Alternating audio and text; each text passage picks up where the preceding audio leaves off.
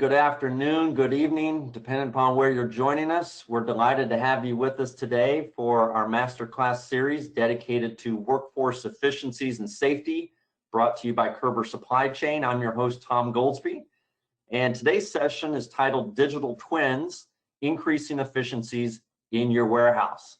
As indicated, my name is Tom Goldsby, and I'm the Haslam Chair of Logistics and Professor of Supply Chain Management at the University of Tennessee in beautiful Knoxville, Tennessee, and I also serve as the co-editor-in-chief of the Journal of Business Logistics. I'm joined today by Mr. Simon Shore. Simon is Managing Director of Supply Chain Modeling and Maritime for Kerber Supply Chain. He has 25 years of senior leadership experience in the supply chain application software sector, with a proven track record of driving business growth and prosperity through the creation of market differentiation, strategic product development, team inspiration, and organizational change. Simon is based in Northampton in the UK. It's great to have you with us today, Simon. Thank you very much, Tom. I'm going to turn things over to you in a few minutes, but please allow me to go over a few items before I hand the podium over to you. So as indicated, this masterclass series is dedicated to workforce efficiencies and safety. This is the second session in a 5-course series. If you missed our session on Tuesday, don't worry, you can go back and review it, just as you can review this session and share it throughout your organization. We'll have it ready within 48 hours for on-demand viewing. But we have 3 more sessions following today. We're on a Tuesday, Thursday schedule for the next couple of weeks, and you can see the topics there that we have scheduled for the balance of the program. But I'd also like to draw your attention to the 3 previous masterclass series that we've conducted on topics of contemporary supply chain interest and advanced technology application that will also be available to you on demand. And so with that, let's quickly go over some housekeeping items and get into today's session. Your phone lines are muted out there, so you don't have to worry about any background noise that you might have in your setting, wherever you're catching us today. Our session is being recorded as indicated for later viewing, and I'd like to encourage you to be active participants in today's session. You can submit a question at any point during our presentation, and we're going to reserve the last 5 minutes for our time together to address those questions. Now, if we have more questions than we have time, which often happens in our webinars, we're going to direct those questions to Simon, and he'll get back with you offline subsequent to our session. So please get those questions to us. And also, just keep in mind that you go to the questions tab in the GoToWebinar menu to submit those questions. Also in the GoToWebinar menu, I'll direct your attention to the handout section where we have a white paper that supports today's topic on digital twins. It's titled Discovering Innovation with Your Digital Twin. And that white paper is available for download and distribution. I encourage you to go out and take a look at that. We did distribute a poll question as you are entering the webinar today, and let's see if we can share the results of that poll. Again, the question is, what areas of your warehouse design do you wish you could change? And you should be able to see the results there. 75% of you indicated more automation, which is phenomenal. In fact, we're going to see how you can get an opportunity to look before you leap.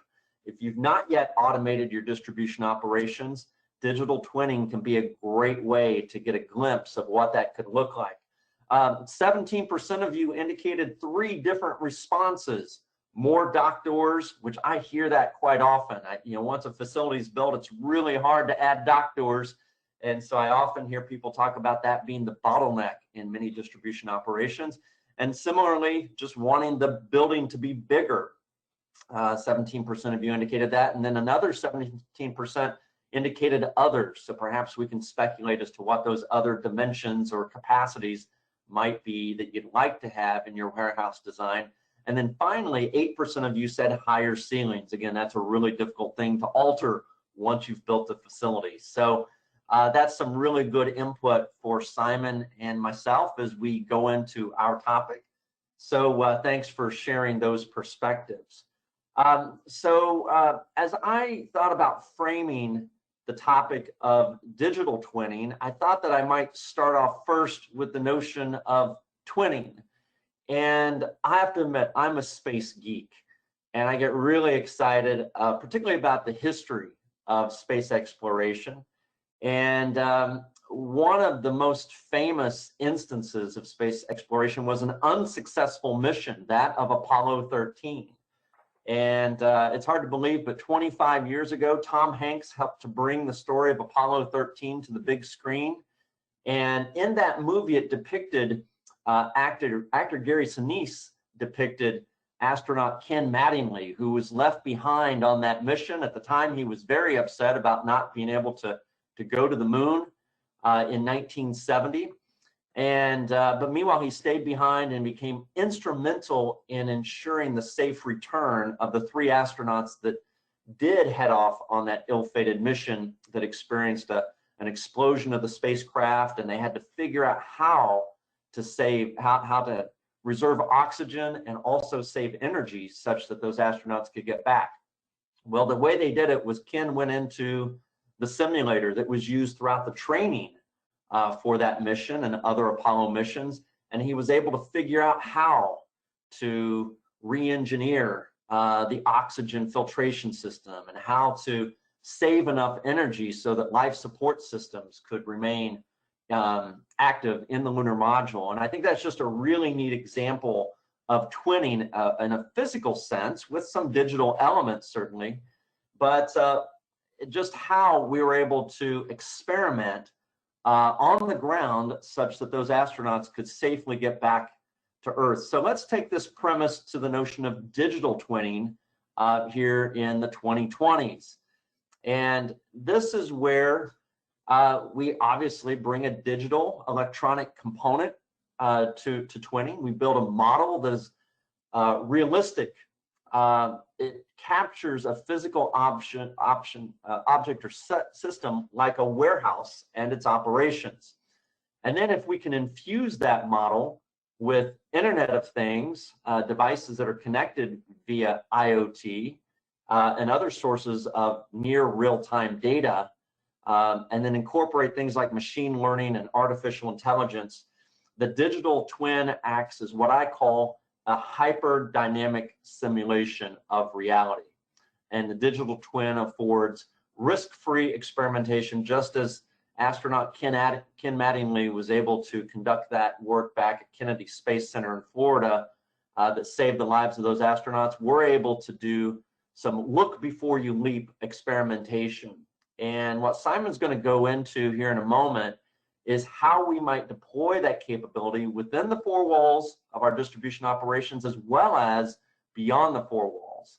But what you see here in this final data point, there's incredible growth expected in this marketplace. Today, digital twin market is estimated to be about $2.66 billion globally, and it's expected to be nearly $30 billion by 2025, nearly 5 years from now. It's expected to have an astonishing cumulative annual growth rate of almost 62% over the next 5 years. So let's get a sense for what all the excitement is about. Simon, I know that you see great potential to apply digital twin capabilities to warehouses and distribution operations. Can you bring this concept of digital twins into the digital world, whether we're talking about a new greenfield or existing brownfield application? Absolutely, yeah. So absolutely, we've got an incredible tool now, basically, Tom, because of the computing power that is now available to all of us.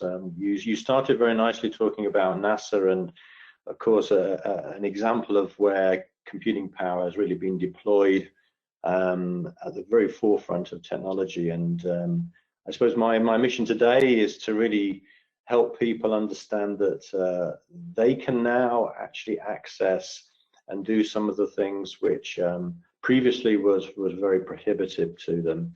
I think your definition, I guess it looks quite daunting when you look at that. You know, people hear about Internet of Things, combining all those things, it sounds, it sounds very deep, and it sounds expensive.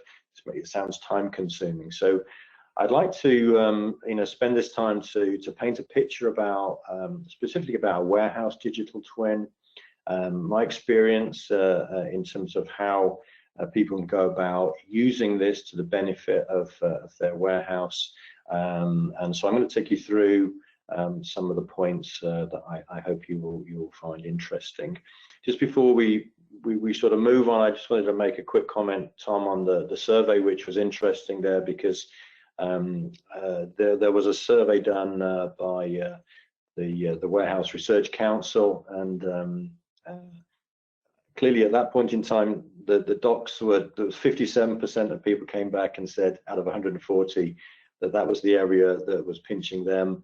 Ceiling height was sort of 30%, deeper warehouses were 30%. But I guess what we're finding actually is that when we're ever polling people, there's at least 50% of people find that they have something that they would like to improve on their warehouse. And I guess a digital twin is a classic example of how you can go about doing that. So let's have a look at what we mean by a warehouse digital twin, and what exactly we're capturing. Perhaps you can just jump back a slide a minute. Just wanted to go through some things. Were you able to back up? Thank you. So what we're going to be doing is we're seeing there a visualization of the warehouse. We're seeing a 3D visualization of a warehouse. And what we need to do in order to use our digital twin, what we have to do is we have to create an environment, a community, a little ecosystem that is comprising all of those things within the warehouse. So we need to have the storage, we need to have the people, we need to have the equipment, the automation that we want to evaluate, and we need to be able to build that up in scale across the warehouse, inside and outside, in order to accurately represent what it is that we're trying to model. And for the model to be effective, we have to understand the interrelationship that each of those elements have with the other, including the space, the time, and the environment. So we can move on now. Thank you.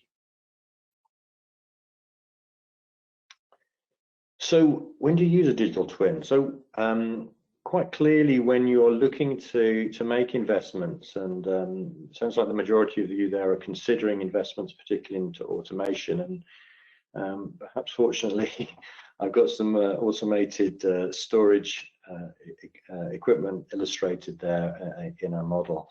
So clearly, these are huge investments, and ones which, as Tom just said, we don't want to make a leap of faith. We need to start to build up some data that's going to support our business decision. And increasingly, what we find is that people that have been in the industry a long time, people really understand their warehouses. They quite typically understand what needs to happen. They want to be able to develop a particular area.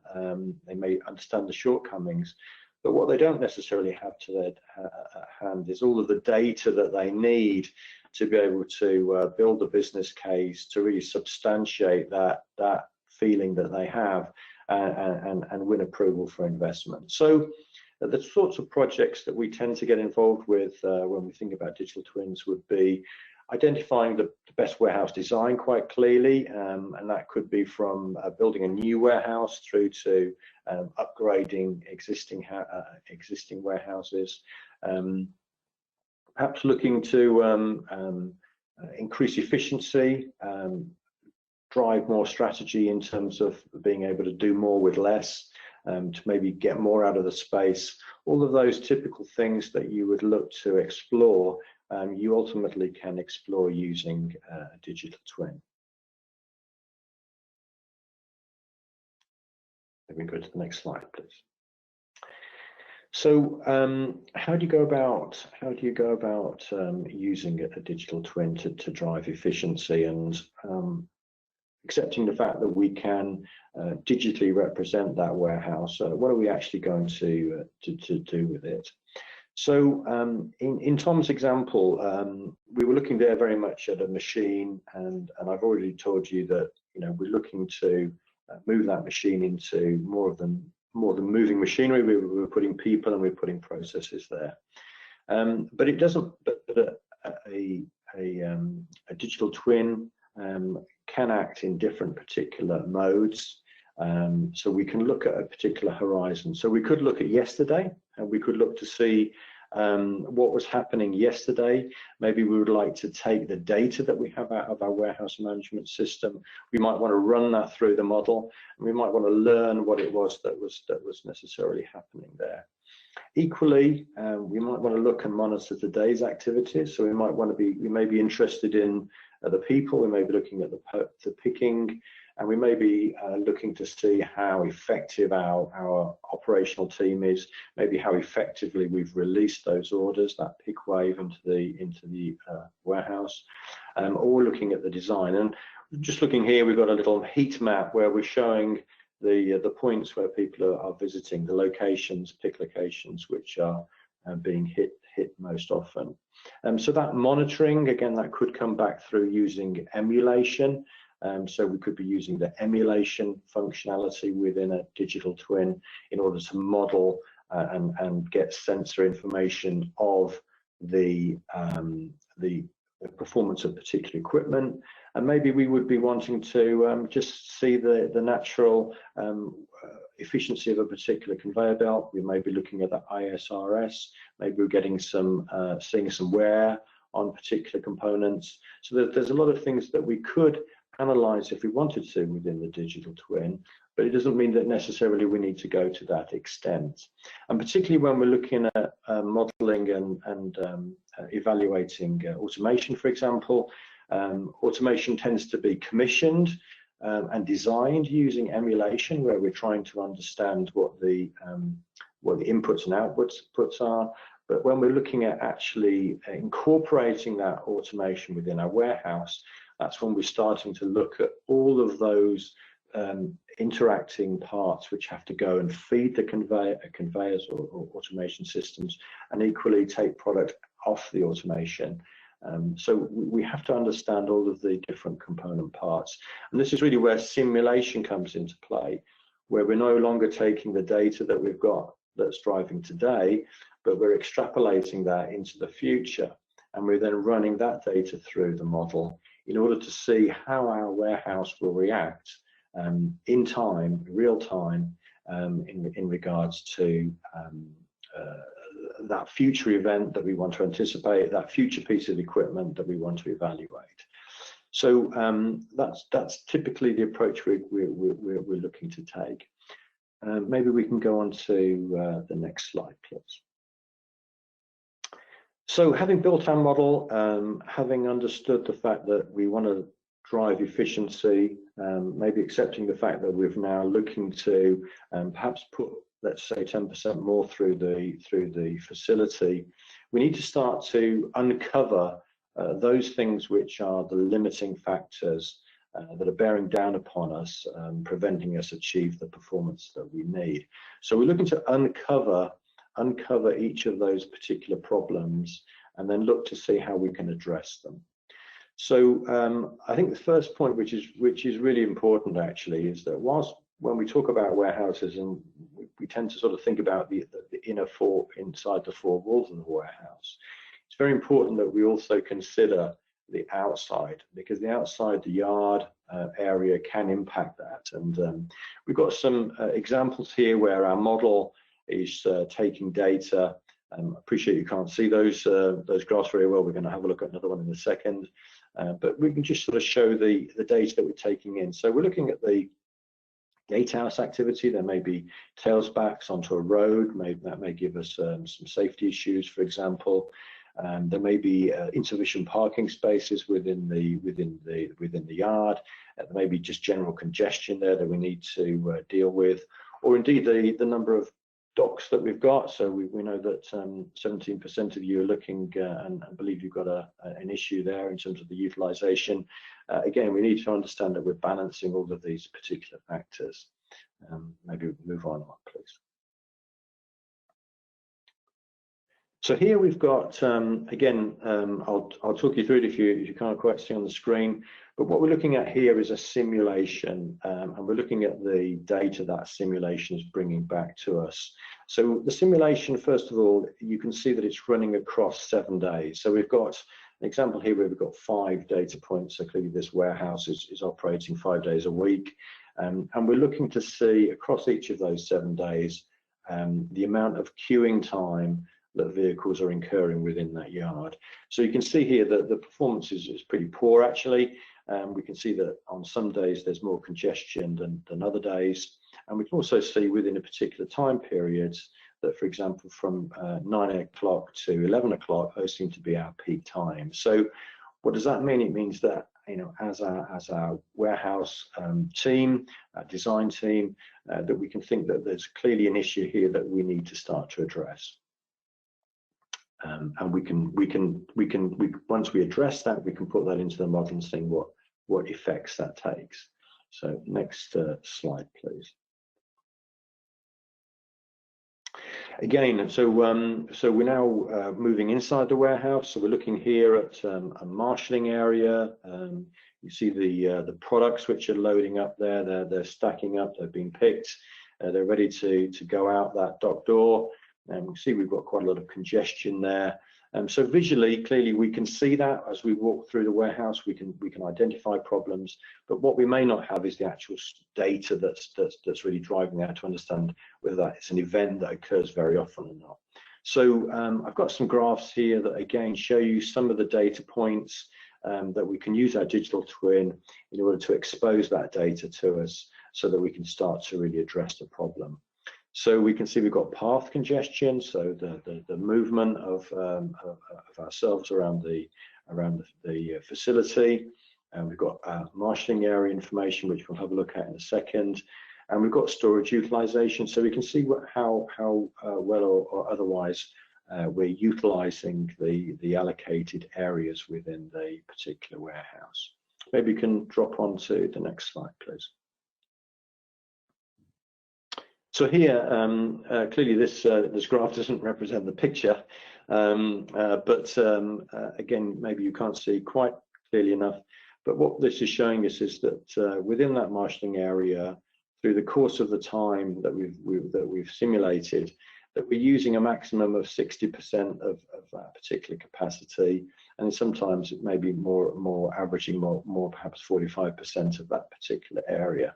So this is an example whereby we can see that maybe we've got some area that here there's some space that we could redeploy within the warehouse, maybe to help solve some other problems. So as we go through and we uncover this information, you know, some of it is giving us opportunities, and in other places we're seeing issues that we need to come back and address. Next slide, please. Again, so we know we've looked at outside, we're now moving inside, and we're now looking at the people and equipment that are being used there. Got a picture of a voice picker picking items into a tote. So again, we'd want to understand top left there, his pick rate.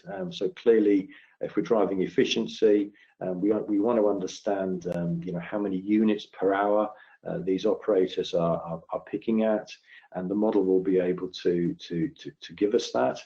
Equally, we want to understand whether we've got enough people or too many people. So again, we can see the utilization of our staff over the particular shifts. So there may, again, we may decide that actually there are points in the shift pattern where we are not using all our resources, and therefore we need to perhaps rebalance how we're releasing some of the work into the warehouse in order to make best use of that capacity. Equally, equipment and clearly people and equipment are you know, significant costs. So when we're looking at designing warehouses or improving warehouses, then we'll be looking to see how can we minimize these, how can we keep these costs right down to the bare minimum, in order for us to understand clearly that we can maintain the performance and efficiency, at the same time we can achieve more for less. We also understand that clearly the warehouse is all about processing tasks which are going out as the replens are happening, as the picking is happening. So we can see whether the tasks are being completed. We can see whether all of the tasks are completed on time, and whether those tasks are queuing. So we're now starting to get some real sense in terms of whether the people and the way that we've built this warehouse is working correctly. Next slide, please. And here we're coming on to the automation. Again, so in the same way, we can start to see how that automation is being used. So we've got the red there where we're looking to see, and we can see that this automation is being blocked. So we've got some maybe robotics in this example, some AMR equipment.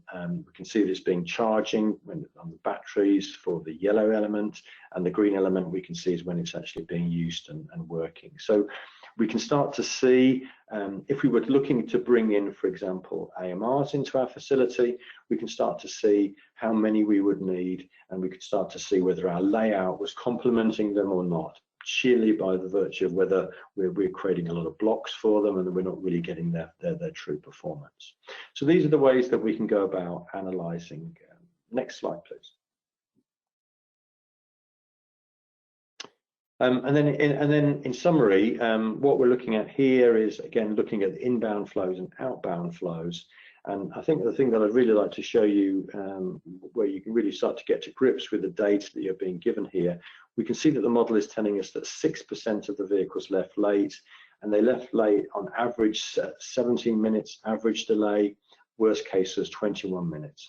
So you can see that we're not using broad brush strokes to analyze things here. We're really getting into the details of when these things and how these things are being performed. Next slide, please. So that was a sort of very quickly in terms of the sort of the data that we're exposing.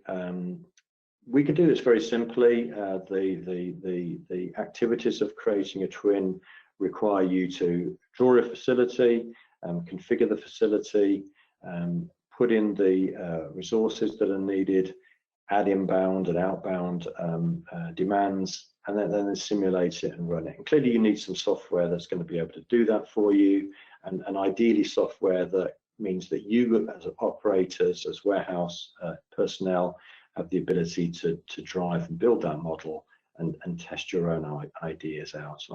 Next slide, please. Not trying to scare you with this slide here, but just wanted to sort of show you very quickly what does that mean. You know, building a model, what does it mean? It means that we are going to draw something here in 2 dimensions. We're going to build that out into a 3-dimensional model.